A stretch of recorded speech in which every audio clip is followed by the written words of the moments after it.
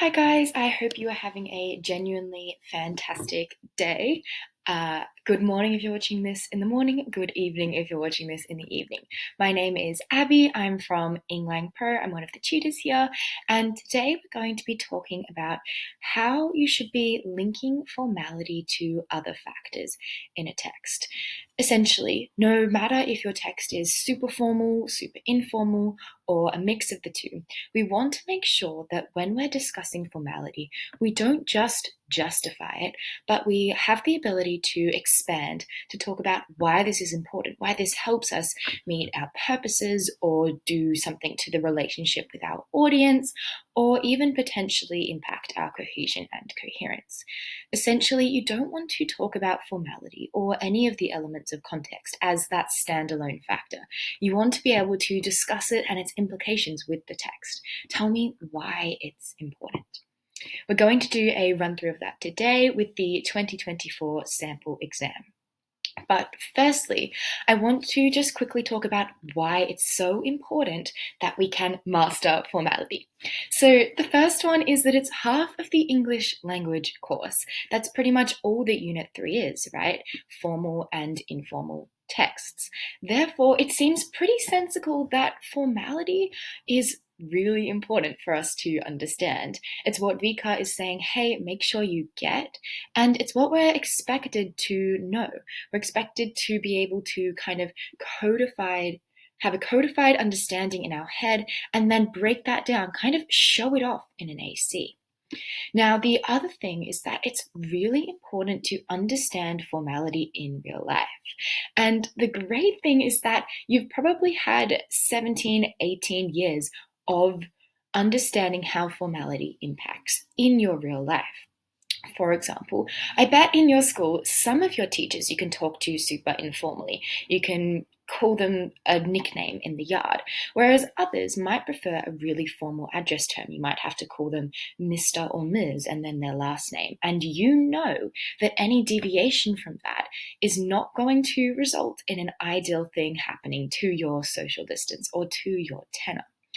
Essentially, you already know when you should be formal and when you should be informal, and the situations and what will arise from that. With EngLang, we're just taking that knowledge, all that knowledge that you already know, and making sure that you can write about it and you can discuss it in an insightful way.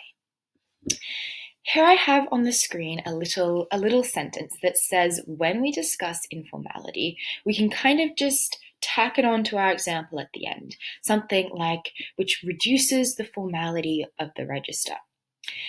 This is good, but I've intentionally put it here to strike through it because we want to make sure we're richer.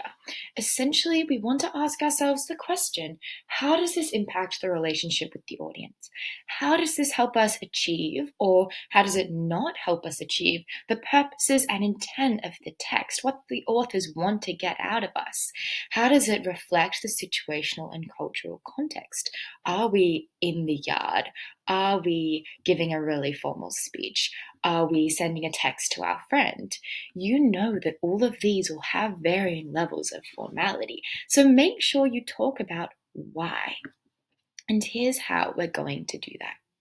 So the first thing for discussing formality in kind of this two-step process is I've been a bit cheeky and given us a 0.5. And the first thing with anything that you do in EngLang is make sure you get used to your text. There is nothing worse than writing 3/4 of an AC and then realizing, hang on, this text is doing something completely different to what I originally thought. Let's run through with our 2024 sample exam, and I'll show you what I mean by that. So instantly, I'll put the screen to about halfway. Instantly, we can see, okay, I'm in the exam. I've got a written text. It looks relatively like it abides to conventions. I've got headings that are bolded. I've got a lot of hyperlinks. I've got sections, so I'm guessing it's quite clear in cohesion. Okay, I've got a bit of like this kind of listy stage 1, stage 2 thing going on. Okay, I can get behind this text. I feel like intuitively straight away it might be more formal. Now, When I look at my background information, my background context, my actual gold mine of information, I instantly get something a little bit different. So I get that this is a volunteer organization. Okay, well, what does that mean? That means that the people that are writing about it don't have really a financial incentive. A lot of texts there will be. There will be an incentive. They want you to sign up for their own gain. Here, it's a not for profit. So why are they writing this then? They're writing this because they want to help younger people get their license. Okay, now instantly I get this audience. I get a mostly young audience. Now you can see when I make a note to myself, I don't write predominantly younger people. When I'm writing a note to myself, I write it in the words that I understand, and I highly encourage you to do the same. Don't waste time unless you're writing your actual AC, writing a really verbose note. If I know, okay, predominantly young people, okay, but just mostly young, I can then just move on, get it out of the way, know that my idea is there, it's a way that I understand, and it's understood in the most efficient way possible. Once again, if I'm thinking, okay, well, how can I understand this text and understand why the register is the way it is and what it's doing? Okay, well, it's written and it's online. This tells me that whilst the audience is mostly young, it's also extremely public. It's accessible to anyone. And it's also a kind of a council, a governing body. It's the Darabin Information Volunteer website. So it's this non-for-profit organization. I instantly get like okay, well, they need to maintain authority. They need to kind of establish themselves as this credible place because they are a non-for-profit that needs to say, like, we are legitimate, we are a legitimate organization. Okay, now let's move into justifying formality. And essentially, this is sort of the benchmark. This is the thing that most students are able to get and able to do relatively well. And essentially, it is telling me why something is formal or informal.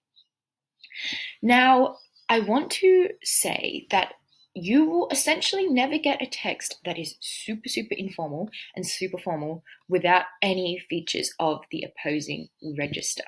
An idea that VCAR loves to present to you and to students that I think is quite lovely is that formality is a spectrum. You have super informal to super formal. Now, of course, you're probably not going to assign a register as super, but you get my point. But in this spectrum, there will be some elements that are formal and some elements that are informal. I've specifically chosen this text because I think it's a good mix of both. And it's pre-planned, it's written. So all of this we can kind of approach from this lens of, well, it's intentional. Why have they intentionally been informal in some places and formal in others? Now, let's go to this little table I've put here. And essentially, I just want to show you how we can quite quickly and easily find elements that are really informal and really formal. For example, if we have quite a zoom up look into this give it a go section, we can see quite a things going on here. We have give it a go being an imperative. It's also bolded, it's a heading, so it kind of contributes to our coherence because it's clear what's going to go underneath it. Now, if we go to this syntaxy sentence here, we have, but if you don't have a car to learn in, and you don't have anyone to teach you, you are stuck in the passenger seat. That is quite syntactically dense because it is a compound complex sentence. We have three clauses here. We have if you don't have a car and you don't have anyone, you are stuck in the passenger seat. Now, my kind of background information, my background thoughts that I know of EngLang is that this is quite formal. This is a formal feature to have a sentence that isn't simple. Oh my gosh, it must be a formal text. But then I can put it in my little formality box here. But then if you have a look at how this sentence starts, we started with a conjunction. Now, I'm thinking, okay, but starting a sentence in a conjunction, my teacher would hate me if I did that in an essay. That's not really formal. That's quite an informal feature. So I'm going to write that down. I put it in my little informal box and I say, okay, well, it's kind of formal because we have this syntactically dense sentence. It's a compound complex sentence. But then we have an informal feature of it begins with a conjunction. We call this a non-standard element, a non-standard beginning because it's a conjunction. And you can see quite clearly this highlights a theme throughout the whole text that I can get a hold of, that we've got something appears formal, but really there's a lot of informality associated with it. Similarly, if I go up a little bit, you can see there's a lot of kind of jargon being referenced in this text. We've got the TAC, we've got the LTP. We have a noun phrase like graduated licensing system. I can see one of the conventions of this pre-planned, written, more formal text is that they're all capitalized. That tells me that this is a specific scheme. This licensing system is this pre-planned scheme with this higher formality, this elevated lexis, this proper noun system. Opposingly, I can also see that we've got the Transport Accident Commission, and it's operating very similarly to this graduated licensing scheme. However, it's then also initialized. We've got this bracket, we've got the TAC or the TAC. I don't know if it's either an acronym, the TAC, or initialism, TAC. I'm hedging my bets and saying it's an initialism. If you're ever stuck and you think, okay, well, this has, say, the ability to be pronounced like a word, or I could just spell out each letter, I think you're fine to just go with either. I believe it's the TAC, so I'm going to write it as an initialism when I discuss it further in.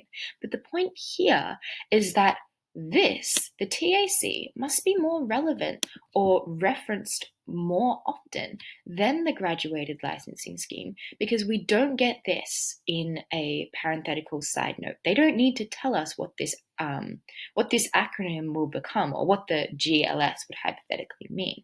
Whereas for the TAC, the Transport Accident Commission, we get this acronym, we get this initialism, TAC, TAC, this initialism that tells us, okay, this is going to be quite a frequent thing throughout the text. So straight away, as I'm a student that's reading this, who wants to score high, who has scored high, you instantly know, okay, well, this might be important to pick up on, or this is something that's repeatedly referenced. It's going to be repeatedly referenced, and VCAR is telling me that. This Learn to Drive program is telling me that because it's in parentheses. Now, if I'm finally finishing our table, just to get, say, 4 and 4 features to highlight how I can justify in my head, okay, I've got informal and a formal text. One of the quick and kind of easy go-tos is a contraction. Now, this is sort of morphological or lexical, if you will, because, of course, you're kind of eliding a bit of a word to have a bound morpheme, doesn't, the nt. And you can see here, we get it in our don't in line 31, and we also get it in line 42. The TAC L2P program doesn't just benefit learner drivers. So straight away, I'm getting this balance of formal with this potential like jargon being used, and this kind of syntax that represents a more complex, pre-planned, more formal text from a legitimate body such as this volunteer organization. But I'm also getting this informality because it wants to do many things. This confliction of the register, it's reflective of something. So that is the key second part to answer. How does the formality show us things? What does it show us? And you can tell from the way that I'm thinking about this text, I've already got an idea. And it's highly likely that in any of the texts, you already will have an idea too. You've just got to write about it. So if I'm thinking, how does it reflect the relationship with the audience? Let's put that in bright pink. How is the audience reflected? Well, we've got this higher formality. They want to reinforce authority. They want to remain legitimate as they present themselves as an organizing body. But then Well, we've got this reduced register because we've got this audience of younger people, I'll write it properly, younger people, and the purpose and the intent is to encourage people to sign up, people that are potentially nervous about driving and signing up. Now, if I'm asking myself the question, okay, well, how does that achieve the purpose? I've already kind of answered that in the way that I'm thinking about the audience. I'm thinking, okay, it's younger people potentially nervous that they want to sign up. So the more informal is going to appeal to that. They're going to encourage people to sign up. And the more formal is going to kind of want to keep authority within the community, cement themselves as this legitimate and trustworthy body. Now, when I'm asking myself, how does this impact or reflect the cultural context? There is this context of people learning to drive, right? But I want to be that 1% student that goes deeper. Now, I'm not casting a judgment of how effective this L2P text is. I'm not casting a judgment of the audience is this and only this, but I'm keeping in my mind, which will filter into my AC, that this isn't just people learning to drive. It's not anyone. As they've handily put out in a list, in some dot points that I might discuss later, it's people that are aged 16 to 21, and it's people that don't otherwise have access to someone that can help them, to a supervising driver. So this situational context is people who may be nervous, people who may not have access, or we know who don't have access to someone that can drive / teach them how to drive. Someone that has a full license or a responsible adult in their lives that has the capacity to teach them to drive for whatever reason. Now, if I'm thinking of this cultural context, well, driving is important. I mean, this is said by someone that doesn't have their license or even their L's and doesn't really plan on it. But I know that in the context of Australia, driving is important. Especially if you live regionally, you need to be able to drive to get around. And a lot of the time, getting your L's is quite a hallmark thing to do at 16. Getting your P's at 18 is quite an important sort of rite of passage. And as I'm reading this text, this sort of bland website, all of a sudden I've come up with the idea, well, this is really important. It's volunteers doing an important thing because it's culturally important in Australia. It's a rite of passage that these young people between 16 and 21 can drive, can get their license. And this kind of passion about the text, this understanding of, okay, well, this is informal because it's got this audience, but it's got this context, but it's more formal because it has to appeal this audience, kind of has to filter in when you're discussing the register. Okay, I've written a little paragraph here, and I essentially just want to go through how we can incorporate our bits of the table here and hit our 2 points. We need to justify, yes, it's formal, yes, it isn't, and then tell us what that is doing. And the what it is doing is neglected by many students a lot of the time. And I want to essentially hammer it to you to not neglect telling me why this register is important after you've justified it. Okay, so let's go through this kind of draft AC, and I'm going to point out the features to you that are important when we want to discuss our register. So straight away, say I'm going with a thematic approach. I might want to, in my AC, talk about the register, the purpose and intent, put in some coherence factors, talk about the audience. And this paragraph we're going to discuss will be about the register. I've decided from my kind of balance table that, okay, I think this is relatively mixed. Now, this judgment alone is highly unlikely to be the do or die kind of moment. If you say it's super formal or super informal, it might be, because in reality that's not the case. But as long as you're kind of in the ballpark and don't call swearing super formal, you're probably fine with whatever judgment you give. You have to justify it. Your gold comes from all the way down here. It's not going to just come from the website is formal. Now, in my topic sentence already, I don't say the website has a variety of features that create a mixed register. The website doesn't have a reduction of the formality of the register. I straight away say, examiner, I am confident that this is the register, and then I'm going to tell you why it is the register, especially in this pre-planned text. So I say it's reflective of the need to balance this purpose of encouraging younger people to engage, as well as reinforcing authority. Now, straight away, I've already touched on the purpose of encouraging people to engage. Let's put that in blue. And the audience, younger people, or the predominant audience. And this is kind of instantly signifying, okay, well, in my sort of table of wanting to get those marks, I can tell you the register. But guess what, examiner? I can touch on the purpose and how that's related to the register, and I can touch on the audience and how that's related to the register. Now, here I get into the nitty-gritty. I use my meta-language. I say the use of various compound complex sentence constructions, such as, I give my example with line numbers, and then I tell you what it's doing. I say increases syntactic density and hence increases the formal register of the website. This is kind of my justification. You can see I say it increases syntactic density and this increases the formality. This is sort of step one of the plan, and let's put that in yellow. We've got, this is my meta language, this is my example, and here is my what's it doing. I put in that it's a website rather than a text because we want to be specific. The end goal is to say, examiner, teacher, this text, I understand the core of it. You should call me a TAC L2P volunteer. I get it. I get this writing. I could replicate this writing in my sleep. I get it that much. Now, I don't stop there. And that's something that a lot of people usually do. You say, okay, well, I've told you the register. I've kind of said why, because it's kind of greater syntax. It's more common in a prepared text, however you like to discuss it.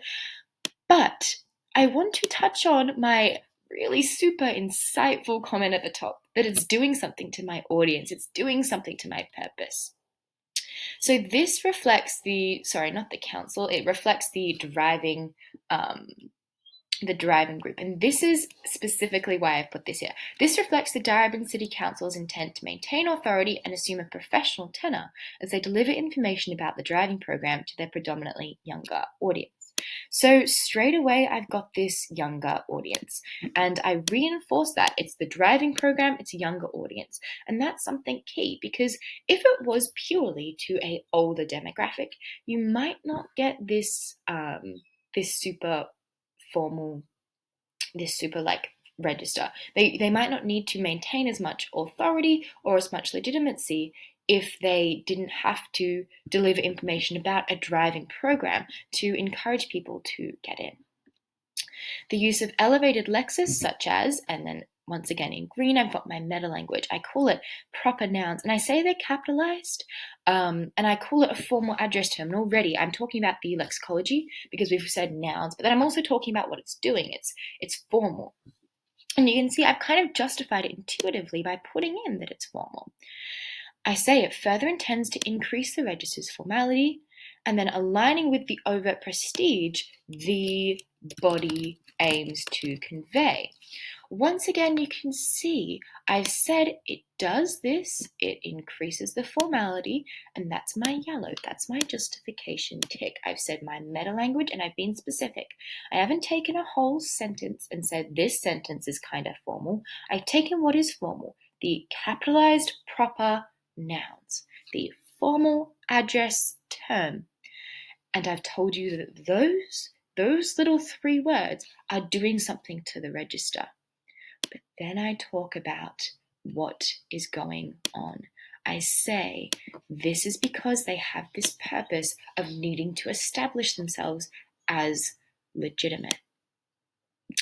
Once again, you can see the pattern kind of repeats, but I'm still going to walk you through it. I say the proper noun phrase is accompanied by a parenthetical side note. What's that? Oh, that's meta language. And can you see how, whilst for all this kind of yapping I do about this is the purpose, this is the core of the text, I ensure that I am attaching all the meta language I can to this. If I see something, I'm not calling it, it's accompanied by a word. I'm talking about the fact that it's an initialism. but it's put in to parentheses, and that tells me something. It ensures coherency is met with the initialism, whilst the initialism that's repeatedly referenced throughout the text. Now, this is because I want to tap into the fact that here we've got a element that's more formal. It's this proper noun phrase. It's more formal. It sounds formal, right? And you know that intuitively, the Transport Accident Commission. I mean, are you going to be talking about the Transport Accident Commission with your mates in the yard? Hardly not. But this more informal kind of acronym that is anaphorically referenced. So we've got what it is, and then you tell me what it is, and then we reference that, like John ate the apple, John ate it. It's like the Transport Accident Commission, the TAC, and then we keep talking about the TAC. That's our anaphoric reference. And now I full stop, and it's okay to full stop. If you think, oh my gosh, this sentence is so meta-languagey, if I add another clause, I am going to be worth 0 marks because I've yapped on too much, that's fine. You can full stop. And then you're going to tell me what it does. It encourages efficiency. And once again, I'm now linking to this other element that I decided I was going to talk about. I'm linking to the fact that I think it's ensuring coherency. And I'm ensuring that because we've got an anaphorically referenced. You are telling me what this initialism means. That way I'm not confused. That way it makes sense. That way the text is efficient. When I then go to read more, I say I don't have to have a repetition of Transport Accident Commission. You can see here, line 16 TAC, 18 TAC. It's funded by the TAC. We've got this efficiency because it's just a repeated acronym rather than Transport Accident Commission. But then, of course, if I've got a repeated acronym, what else is that doing? What is that doing to my formality? Well, it's creating a slight reduction, right? Because an initialism, the TAC, is inherently more informal than the Transport Accident Commission.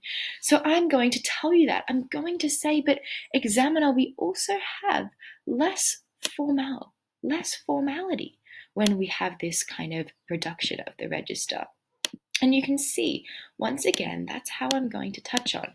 It's more informal, it's doing this to the formality, but it's there for a reason. In this case, it's got my pink. It's to be clear about what we are impacting on. Now, I say it's maintained because, and this is where I get to the nitty-gritty, and I give myself a break. I give myself a sentence to explain myself. And this is where I show that I understand who the audience is. It's young people that are nervous to participate in the program. And then I start up again. I say, okay, well, here's now, I've just talked about my formality. I kind of segued into informal with this initialism, but I remind you that it's part of the convention of an anaphorically referenced text.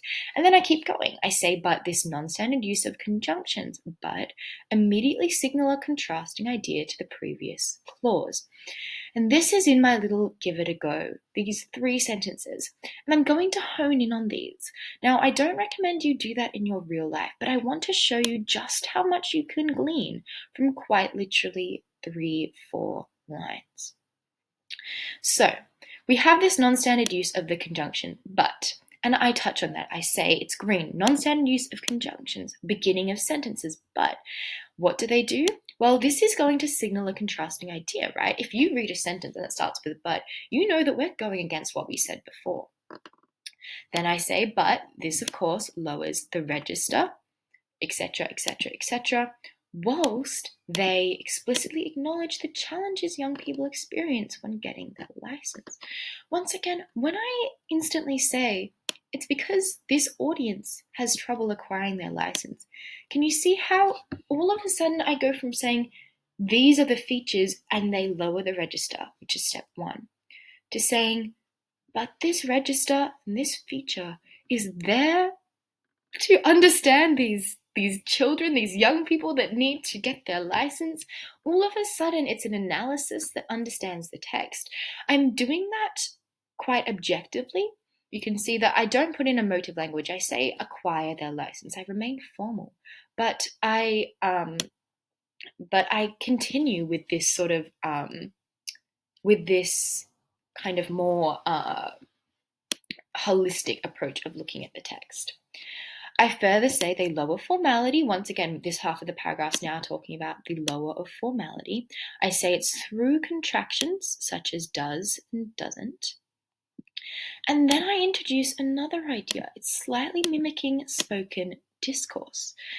Okay, well, that's another idea. I've got to back it up. And this is how I'm going to back it up. So let's put this in this more orangey. I say it's amplified by colloquial lexis, such as collocated noun phrase. And once again, you can see I don't say collocation. I put in as much meta language as I can. Okay, this is a noun. Big deal. Big deal is a noun. Is a big deal. How do I know it's a noun?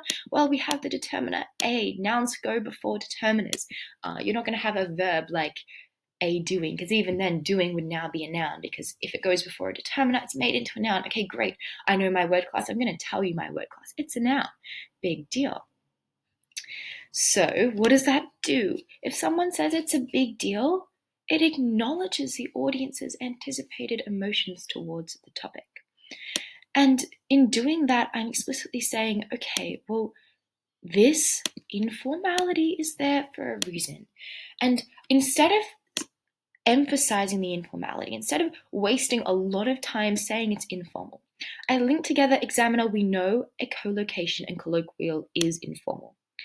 And so I'm just going to drop that word in. I'm just going to say it informally acknowledges. And there, my step one of justifying the register is kind of done.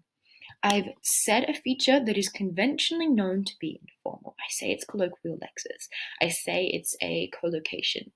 Which, yeah, but the colloquial part is the more informal. I give something that we'd all kind of agree is more informal. It's a big deal, rather than saying it is a rather significant event. I say it's a big deal. And then I say it's informal. It informally acknowledges. And that's kind of all I need to do to justify if my number two is there. If my why is this key? And you can see, whilst I still have a lot of green, I feel free to just stop and spend a bit of time on that. I say it acknowledges the audience's anticipated emotions towards the topic. And now, because there's actually more than one audience, there's kind of this also, if you want to become a mentor with L2P, here's how you do it. I say who it is that I mean when I talk about this portion of the audience, which is the predominant audience, that the audience is targeted at inexperienced drivers who may potentially be nervous to sign up to the program. Now, once again, I put in this hedge. I say it may potentially be, and that is because I'm not making a judgment. I'm just objectively saying, okay, this is my audience, but I'm going to put it as, but it may potentially be, because AAC is this objective perception of a text.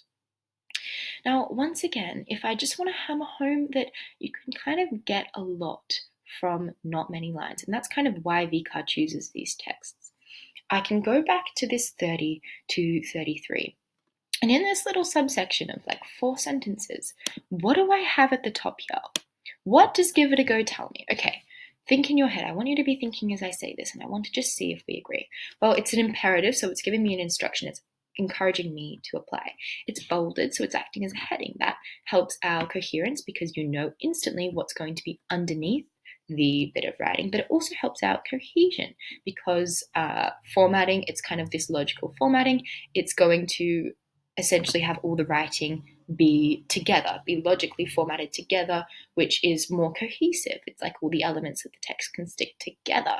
It's also more informal because we've got this verb ago, we've got this kind of collocation. So you can see already I can touch on the register, I can touch on encouraging the audience, so the audience and the purpose and intent, and I can touch on coherence.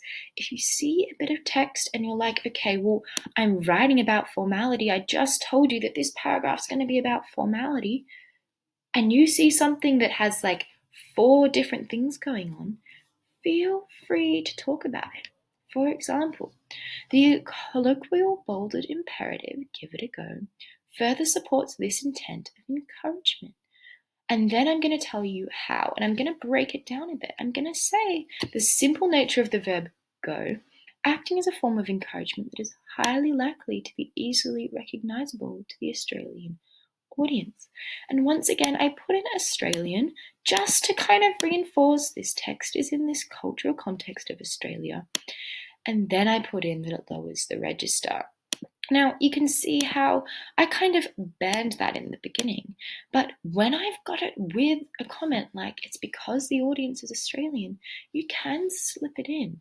You can slip it in as you want to make a comment, not a criticism, but kind of this critical analysis of another element. Through this underlying reduction in register, I then tell you what's going on. I add in another element and I say this approachable tenor is produced, which aims to soften social distance between the youthful audience and Darebin City Council. And that's kind of a walkthrough of how you might want to construct a paragraph. You can see there's this green, there's this yellow, that a lot of students are okay to remember and to put in. But then we have all this pink, or even this red, where it's another comment about what the formality is doing. It acknowledges their anticipated emotions. It's recognizable for my audience of Australians. It encourages efficiency and coherency. It aligns with their purpose or the prestige the body aims to convey, or the fact that there's a predominantly younger audience.